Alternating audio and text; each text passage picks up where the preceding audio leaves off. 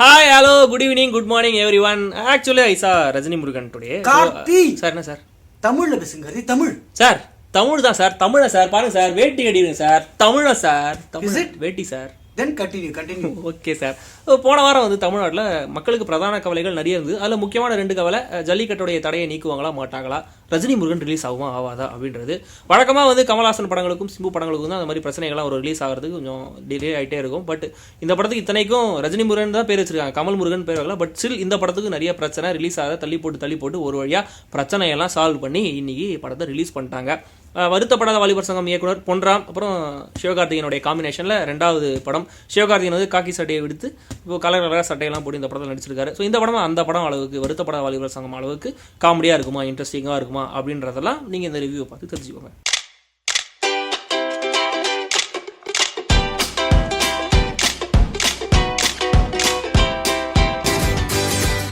ரஜினி முருகன் படத்துடைய கதை என்னன்னு கேட்டீங்கன்னா, சார் லைட் எரியுதா சார், ரெக்கார்டு வருதா?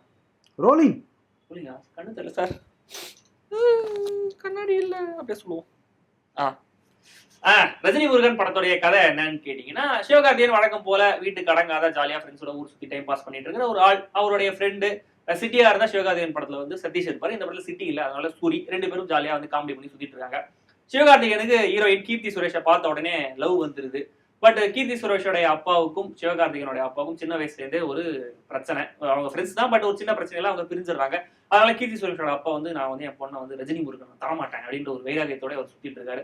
சிவகார்த்திகேயனுடைய தாத்தா ராஜ்கிரண் அந்த ஊர்லயே ரொம்ப மரியாதையான ஒரு மனுஷன், எல்லாருமே இந்த பார்த்தா ஒரு மதிப்பாங்க. சிவகார்த்திகேயன் வந்து அப்பப்போ தாத்தாவை போய் பார்த்துட்டு ரொம்ப பாசமா சுத்திட்டு இருக்கிற ஒரு ஆள். அந்த ஊர்லயே அடாவடித்தனம் பண்ணி வில்லத்தனம் பண்ணி சுத்திட்டு இருக்கிற ஒரு கேரக்டர் 7.5 மூக்கன் சமுத்திரகனி தான் அந்த வில்லன். அவருடைய லைஃபும் சிவகார்த்திகேயனுடைய லைஃபும் கிராஸ் ஆகுது. அதனால வந்து ராஜ்கிரனுடைய, அதாவது சிவகார்த்திகேயனுடைய தாத்தா ராஜ்கிரனுடைய பேருக்கும் ஒரு களங்கம் வந்துருது. ஸோ சிவகார்த்திகேயன் எப்படி அந்த சேலஞ்சை ஃபேஸ் பண்ணி தன்னுடைய தாத்தாவுக்கு நல்ல பேரை தேடி தந்தாரு அப்படிங்கிறது தான் ரஜினி முருகன் படத்துடைய கதை. பார்த்தாலே பிடிக்கல, வயிறு சொல்றா, உன்னைய பிள்ளைய பெற்றதுக்கு ரொம்ப ஃபீல் பண்றடா. உன்னெல்லாம் பார்த்தா கலாய்க்கணும்னு கூட தோணலடா.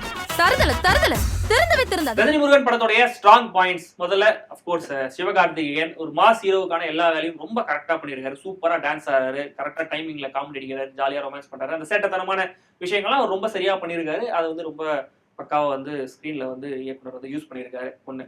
பட் அவரையும் தாண்டி காமெடியை இம்ப்ரெஸ் பண்ற ஆள் வந்து சூரியோடைய காமெடி வந்து ரொம்ப மொக்கையா இருக்குன்னு சொன்ன ஆட்கள்லாம் கேள்விப்பட்டிருக்கேன். பட் இந்த படத்துல சூரியோட காமெடி ஒவ்வொன்றுத்துக்குமே தியேட்டர்ல நல்ல ரெஸ்பான்ஸ் இருக்கு, சூப்பரா விசில் வச்சு ரிசீவ் பண்றாங்க. ஸோ சூரிக்கு வந்து இது ஒரு நல்ல ஒரு டேர்னிங் பாயிண்டா இருக்கும் அப்படின்னு நாங்க நம்புறோம். மற்றபடி படத்துல வந்து நல்ல நடிப்புக்கான ஸ்கோப்னு பெருசா யாருக்குமே இல்லை.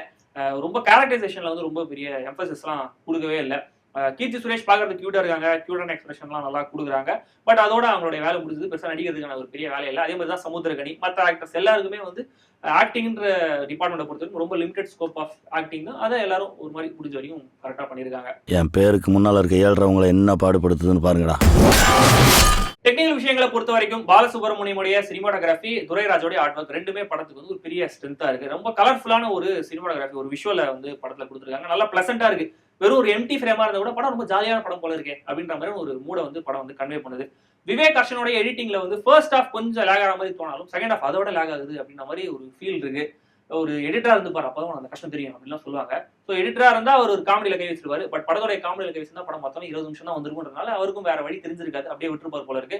பட் ஸ்டில் ஒரு 2 பாட்டை செகண்ட் ஹாஃப்ல வந்து அவாய்ட் பண்ணிருக்கலாம். அப்புறம் இமானோட இசையில ஆல்ரெடி பாடல்கள் 2-3 ஹிட் ஆயிருக்கு. ஸோ படத்துல வந்து அந்த ஓப்பனிங் சாங், ரஜினி முருகன்ற ஓப்பனிங் சாங்கும் என்னமா எப்படி பண்றீங்களா சாங்கும் நல்ல ஒரு ரெஸ்பான்ஸ் இருக்கு. அந்த 2 பாடல்கள் வந்து படத்துக்கு பெரிய பிளஸ். பேக்ரவுண்ட் மியூசிக்கை பொறுத்த வரைக்கும் வழக்கமா கமர்ஷியல் படங்களுக்கு மியூசிக் டைரக்டர்ஸ் என்ன மாதிரி உழைப்பாங்களோ அந்த உழைப்பை இமான் இந்த படத்தையும் கொடுத்திருக்காரு.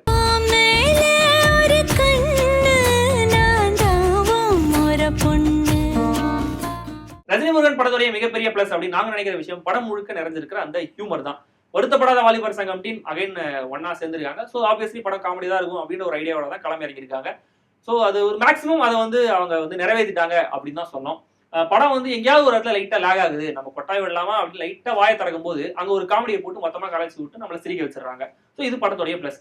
பட் படத்துடைய மைனஸும் அதே தான். படத்துல நீங்க எந்த சிச்சுவேஷனுமே வந்து சீரியஸாவே எடுக்க முடியாது. எப்படி இருந்தாலும் ஹீரோ தான்ப்பா ஜெயிப்பாரு, அவர் என்னப்பா இந்த வீல வேஸ்ட்டுப்பா, இப்படிதான் குடும்பத்தை எல்லாம் நல்லா இருப்பாங்க, உலகமே நல்லா இருக்குப்பா அப்படின்ற மாதிரியான ஒரு டோன்லயே படம் போறதுனால ஹீரோக்கு வந்து ஒரு சவாலே இல்லை படத்துல. அந்த வில்லனையும் வந்து சுத்தி இருக்கிறவங்க வந்து காமெடியா காமிச்சதுனால அவர் ஒரு டெரர் வில்லன் அப்படின்ற மாதிரியும் அவரை பார்க்க முடியல. ஸோ இது வந்து படத்துடைய மைனஸ். இந்த காலவாசல மறக்கட வச்சிருக்கானே அந்த 7.5 முகனா அவன் ஒரு ஆளும் மூஞ்சியும்.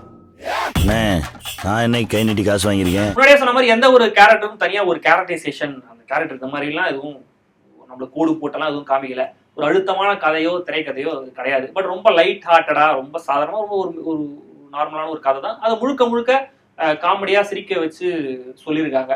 ஸோ எனக்கு இந்த ஃபெஸ்டிவல் சீசன் இதை மாதிரி ஒரு படத்தை பார்த்தா போதும், நான் ரொம்பலாம் யோசிக்கலாம் வேணாம், ஜாலியாக போய் ஃபேமிலியோட போய் சிரிச்சுட்டு வந்தா போதும் அப்படின்னு நீங்க நினைச்சீங்கன்னா கண்டிப்பா நீங்க ரஜினி முருகன் படத்தை பார்க்கலாம். பட் எனக்கு வந்து ஒரு நல்ல ஒரு சினிமா அனுபவம் வேணும் அப்படின்னா நீங்க ரொம்ப யோசிச்சீங்கன்னா கஷ்டம். நம்பி வாங்க, சந்தோஷமா போங்க. ரஜினி முருகன் ஒரு ஹியூமர் படம் அப்படிங்கிறதுனால படம் முழுக்க ஹியூமர் நிறைஞ்சிருக்கு. படத்தோட முதல் ஃப்ரேம் இல்லை, படம் ஆரம்பிக்கிறதுக்கு முன்னாடியே அந்த ஹியூமரை வந்து ஸ்டார்ட் பண்ணிட்டாங்க. இந்த டிஸ்க்ளைமர் ஒன்று வரும் இல்லையா, இந்த படத்தில் எந்த மிருகங்களும் துன்புறுத்தப்படவில்லை அப்படின்னு. அந்த டிஸ்க்ளைமரை கொஞ்சம் இன்ட்ரெஸ்டிங்காக, இந்த படத்தில் மிருகங்களால் எந்த மனிதர்களால் எந்த மிருகங்களும் துன்புறுத்தப்படவில்லை அப்படின்னு போட்டாங்க. அது பார்க்கறதுக்கு இன்ட்ரெஸ்டிங்காகவும் ஹியூமராகவும் இருந்துச்சு. ஸோ எல்லா டேரக்டரும் ஒரு ஃபார்மேட் இருக்கும். படம் முழுக்க காமெடி, எந்த சீனும் சீரியஸாக இருக்காது, அழுத்தம் ஒன்றுமே கிடையாது, லைட் ஹார்ட்டடாக போவோம். ஸோ கிளைமேக்ஸில் வந்து ஒரு ஹாப்பி எண்டிங் கொடுத்து முடிச்சிருவோம் அப்படின்றது வந்து டேரக்டர் ராஜேஷோடைய ஃபார்மெட்டுன்னு நான் சொல்லுவேன். நீங்கள் நினச்சிங்கன்னா அது தப்பு. அது வந்து சிட்டியில் நடந்தால் டேரக்டர் ராஜேஷோடைய ஃபார்மெட்டு, ஊர் சைடு டவுன் பக்கம் ஏதாவது நடந்துச்சுன்னா அது டேரக்டர் பொன்ராமுடைய ஃபார்மெட் போல இருக்குது. ஸோ நம்ம வந்து ரஜினி முருகன் இந்த வருத்தப்படாத வாலிபர் சங்கம் மாதிரியான படங்களை வந்து கிராமத்து ராஜேஷ் படம் அப்படின்னு சொல்லலாம்னு நினைக்கிறேன் இல்லையா? இல்லை, அவ்வளோதான், முடிஞ்சு. பை. ஆமா, எதுக்கு இப்ப திட்டிட்டு போறாளுங்க? திருந்திருவோமா Funny girls.